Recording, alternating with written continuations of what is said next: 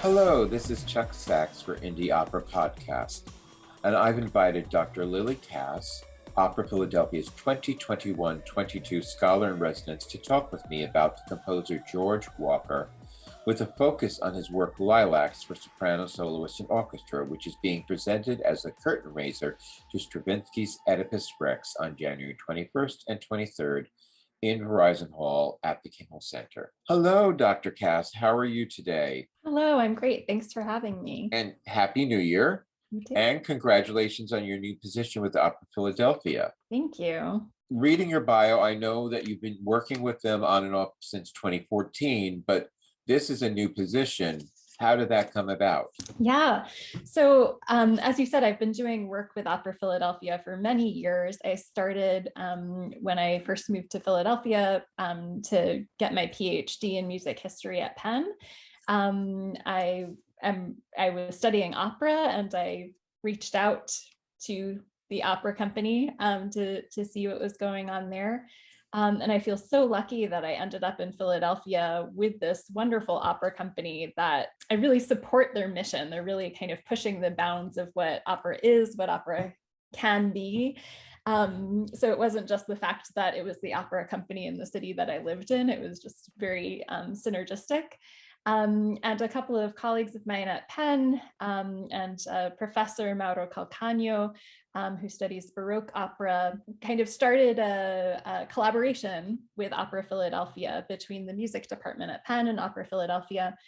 So we were actually able as students to go to dress rehearsals at Opera Philadelphia, sit in on some artistic meetings even, and things like that, kind of be a fly on the wall for the company. And in exchange for those privileges that we were granted, we wrote some materials for Opera Philadelphia. And that's where I started writing for them. I helped to organize a massive open online course on Jennifer Higdon's Cold Mountain when they put that on a few years ago. So a lot of kind of big projects like that, but also kind of smaller lectures here and there for me and the other graduate students. And this was not my first time kind of working with an opera company. I actually entered graduate school after serving as a fellow at the Metropolitan Opera Guild for a year. So I've always been really interested in audience engagement, kind of opera outreach and education, and really, as I mentioned, Opera Philadelphia's missions of making opera kind of more inclusive, more diverse. So I'm really excited to continue that work with Opera Philadelphia in this new capacity this year. And of course, the choir master, Elizabeth Braden, teaches at University of Penn also. Yeah, she started there after I graduated. But yes, there have been lots of synergies between Opera Philadelphia and Penn lately. Yeah. It's so exciting to see when the universities in the same town actually work together with the major opera companies, and it serves everyone. And I know Opera Philadelphia also has a good, strong relationship with Curtis. Yes. I have only recently listened to the recording of Walker's Lilacs. And I was left wondering why I never heard about this composer throughout my music education. Who is George Walker? Yeah, I had a similar experience, actually. I only first listened to this piece in preparation for Opera Philadelphia's season. George Walker, I think, should be a household name, but is not yet. So hopefully this podcast can be part of bringing his name into homes. He was born in 1922 in Washington, D.C., and he died pretty recently in 2018. Lived a very long life. I think he died at the age of 96 or something like that. Can check my math. And he started being introduced to music at a very young age because his parents were interested in music, all kinds of music, but it seems like especially classical music. And they kind of encouraged him, or strongly encouraged him, I think, to start taking piano lessons at the age of 5. And in interviews I've read with George Walker, he seems to be saying like he wasn't so thrilled about it. It wasn't like his favorite thing in the world, but his father, who is a doctor in Washington, D.C., took the time out of his schedule to drive George Walker to his piano lesson. So he understood it was something important for his family for him to go to these piano lessons. And he got really good very quickly. By the age of 14, he was admitted to Oberlin Conservatory. So that's quite a feat. And that time period alone. Yes. And then he went on to attend the Curtis Institute of Music here where I am in Philadelphia, where he continued studying piano. And I think he says he kind of, that wasn't enough for him. He needed more. So that's when he began studying composition as well. And he ended up being the first African-American graduate of the Curtis Institute of Music. So quite important milestone. The soprano who's actually singing, Tiffany Townsend, who's singing Lilacs, is also a graduate of the Curtis Institute of Music. So yeah, that Curtis connection is pretty strong. Yes, I had a lovely talk with her about this and before. That'll also be posted. And I've seen her twice before, because I did see her in there was a double bill at Curtis that she was one of the leads in, and she's phenomenal. Incredible. Yeah, I'm looking forward to hearing her on this, and I'm talking with her this evening for another program. So but now and George Walker also went on to Eastman Rochester for his doctorate. Yes, he did. And he was also, it was the first African-American person to receive a doctorate of musical arts at the Eastman School of Music. There's a whole lot of firsts for him. He also studied with Nadia Boulanger in Paris, who taught also Aaron Copland, Elliott Carter, Virgil Thompson. So very prestigious teacher. And she apparently was very enamored of him and his work. And he went on to have a career as a concert pianist, which was really his goal, but also developed his composition. So he started getting commissioned by really major symphony orchestras. He also taught at various universities, and Lilacs received a Pulitzer Prize in 1996. So, and I also know before he got to Nadia Boulanger, one of his composition teachers was Rosario Scalero. Yes. Who is Barbara's teacher. I mean, so many people, Manati's teacher. It's he's up in that same period of time that, except he was African-American. So we didn't hear about him. He has broken so many barriers, and both in education, as you said, and in the concert music worlds. And he had some fascinating mentors and benefactors. Yes. And certain people like Rosario Scalero and some of his other teachers really mentored and supported him. And a lot of them were, in a sense, emigres, Right. And usually Jewish ones too, mm-hmm. It seems. But I know he had some amazing benefactors. I think they listed the Ephraim Zembalists, who supported his concert tours. Yeah. Do you know how that came about? Because that's really interesting. I'm not sure so much about that. I think also Mary Curtis of Curtis supported him as well. Yeah, he did have a lot of supporters, but as you said, he also confronted a lot of racism, which I think is why, to answer your earlier question, we don't know about him so much. First, it's kind of a bias against contemporary music that we often see, especially in kind of opera circles, because the pull of the canon is so strong. And secondly, yeah, this racism, classical music is based on a legacy of white supremacy, right?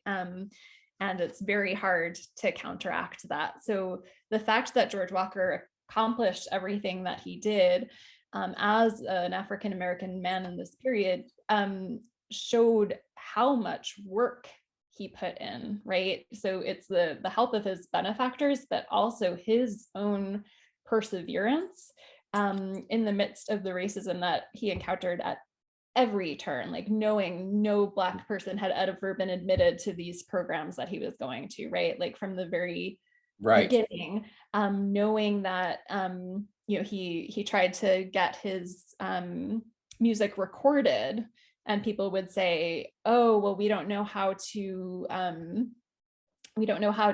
market classical music by a Black composer. He was very aware of the fact that he wrote classical music kind of bogged him down in terms of publicity. There were some Black artists kind of more in the public eye, but they were doing more popular music styles and jazz and all of that. He felt that Black musicians were being pigeonholed in those directions. They had a certain career path open to them, but as a Black composer of classical music, which is what he just happened to be interested in, he felt like he didn't get that same support. So he actually produced many of his albums himself, because bigger record companies wouldn't support him or take a chance on him. He also had a lot of trouble finding management, like an agent or something for his career. And that might be why his career as a concert pianist as well, which I said before is what he really wanted to do personally, didn't take off quite as much as he wanted it to. I know he did actually get a management company, and then they really didn't know what to do with him. And he went and did it himself. But I mean, there are certain orchestras also that, I mean, he was the first African-American concert soloist to play with them, but it seems like some of them were championing his work and accepting that this was a valid thing to do.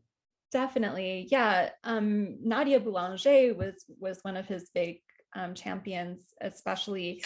And apparently, at least according to Walker's own recollections, she didn't assign him any theory or counterpoint homework. I thought this was so interesting that she was assigning people like Aaron Copland and Well, I mean, the thing is, if he went through Rosario Scalero, exactly, he probably had gotten it, because my own composition teacher was also a student of Rosario, and that's exactly what he did to me.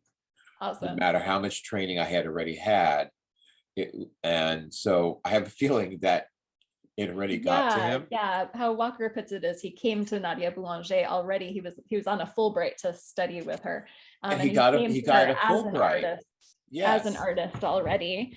So she apparently didn't assign him homework, really just asked him to bring his own compositions to her. And she then helped arrange opportunities for his work to be performed. So I think having Nadia Boulanger as a champion was very helpful to his career. Another person I hadn't really heard of before, Paul Kath. I don't know if you know him.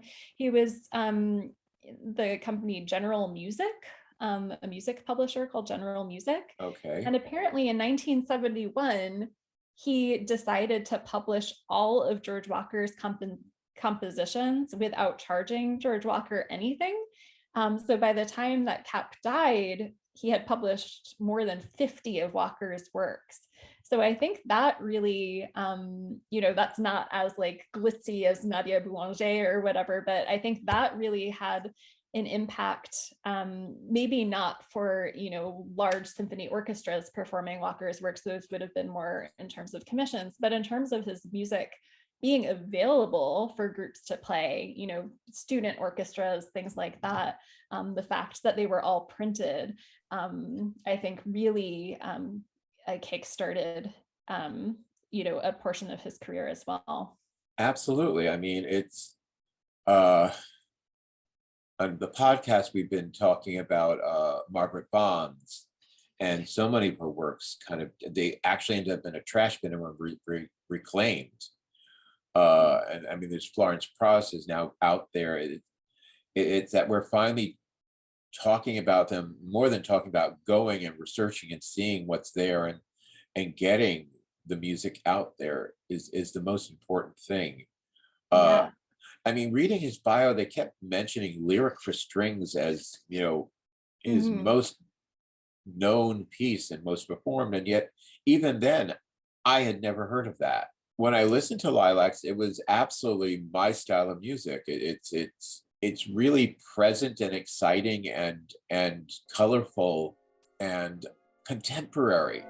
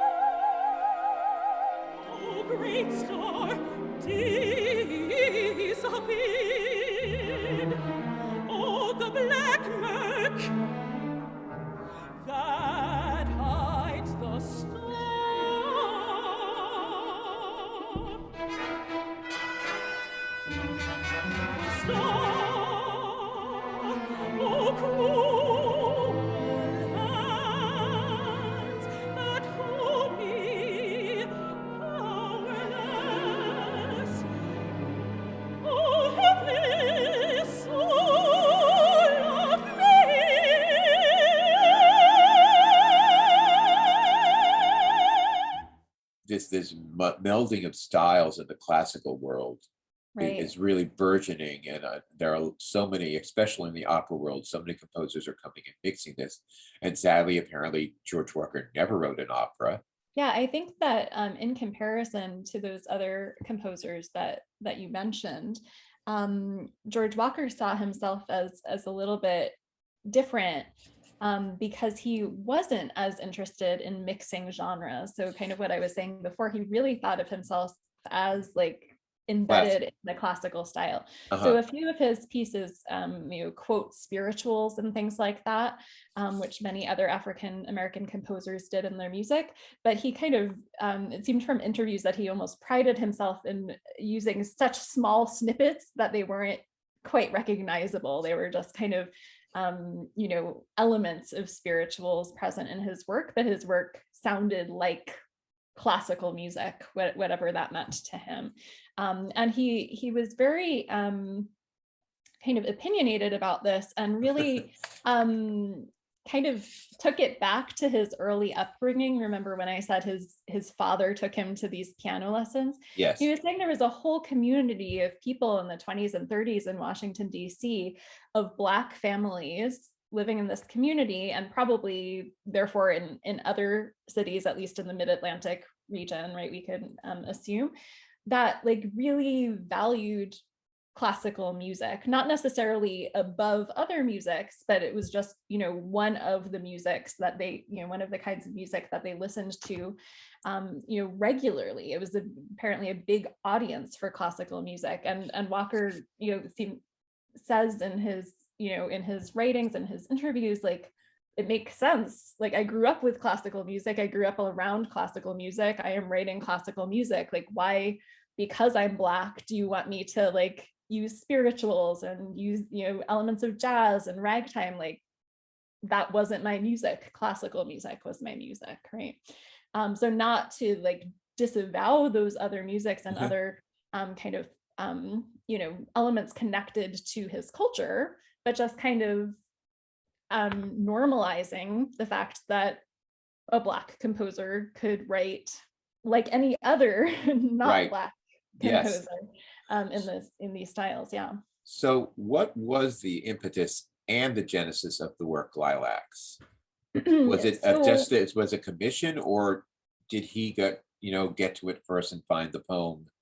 I think it was a little bit of a combination from what I've read. So he was commissioned by the Boston Symphony Orchestra to write an 8-minute long piece for a concert that was going to be held in memory of the great African-American tenor Roland Hayes.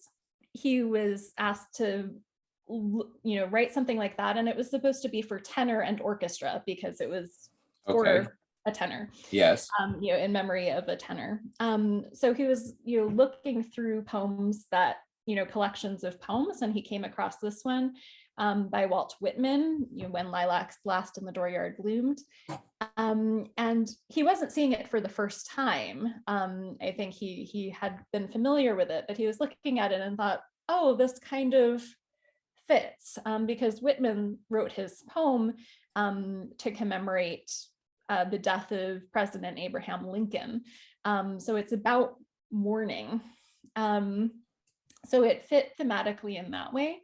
And also Walker, to kind of go along with the conversation we were just having about how he thought he fit in with other classical composers, he was aware of Hindemith's setting of the same poem as a requiem. He was aware of Roger Sessions' setting of the same poem as a cantata, and he wanted to kind of make an intervention by setting this poem himself as well, to kind of be part of that same,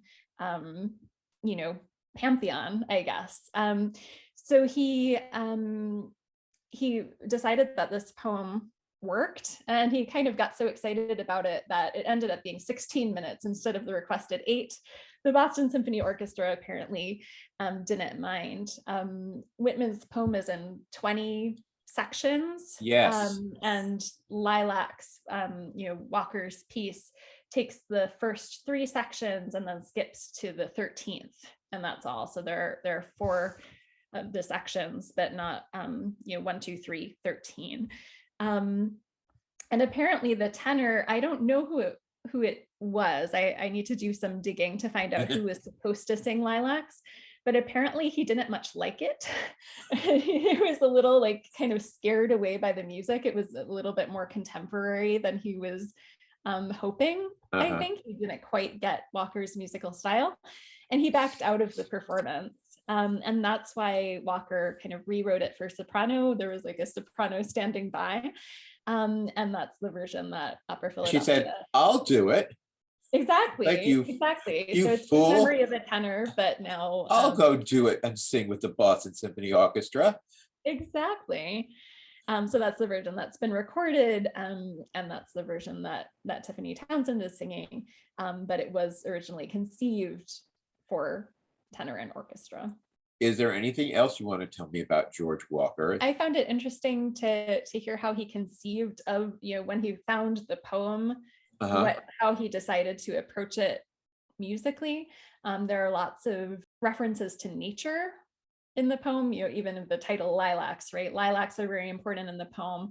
Yes. Also birds, which, might help show why so many composers were attracted to this. The poetry is very musical in terms of its scansion, how it sounds. But it also has lots of musical references with a lot of bird song, not in the part that Walker chose to write, to set, but another part of the poem, there's a carol that Death sings, like a personified version of Death sings a carol. So it does have many musical references. There's Lilacs, the bird, and the star in the sky are the 3 main symbols of Whitman's poem.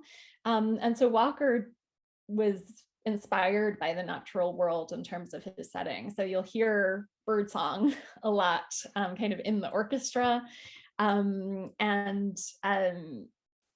He also talks about remembering a family trip he took to Virginia and hearing the buzzings of insects on that particular occasion, and he inserted that into the 3rd section of his poem. So I think it's really interesting that his own memories of nature kind of permeate the setting. And it's, as you said, it sounds very contemporary, but it's also quite expressive. Yes.